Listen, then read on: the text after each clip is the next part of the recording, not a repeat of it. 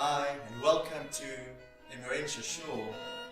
This is the first of what's hopefully, please God, going to be an ongoing series, a weekly short walk, an inspirational idea, and a weekly Parsha. So in this week's Parsha, Abraham has a kind of Groundhog Day moment. Just after getting over the incident, the ordeal of the abduction of his wife, Sarah, in Egypt at the hands of Pharaoh, his wife Sarah is again abducted, this time by Avimelech.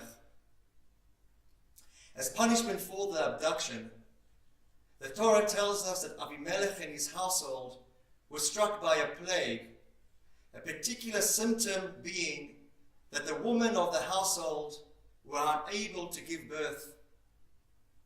At the end of the episode, when Avimelech is handing back Sarah to Abraham, and he's giving him gifts and the best of the land to appease Abraham, the verses tell us that Abraham prays for Avimelech, and Avimelech and his household are healed, and the women again are able to give birth.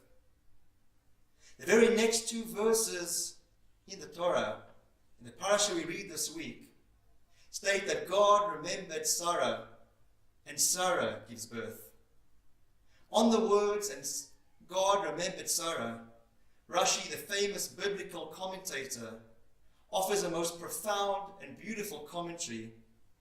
Says Rashi, whoever asks of God that his mercy be directed to another, when the petitioner himself or herself is in need of the same mercy, the same compassion from God, says Rashi, God first answers the prayers of the petitioner.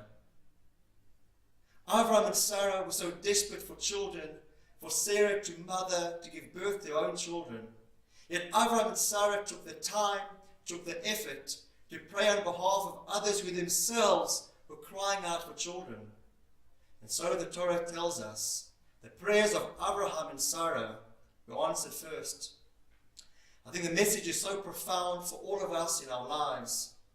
How often is it that we get so engrossed in our own particular tsaros, personal difficulties and challenges, we may become insular, self-obsessed. We forget about the other. We forget that there's a bigger world out there.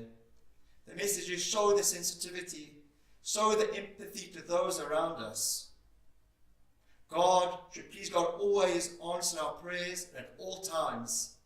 But in the beautiful words of Rashi, if we can think of other people, and yes, at times even put them before ourselves, please God, God should answer our prayers, be more responsive, and be even quicker with the response.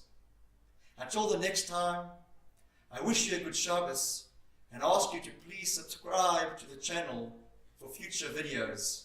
Hope you've enjoyed. Bye.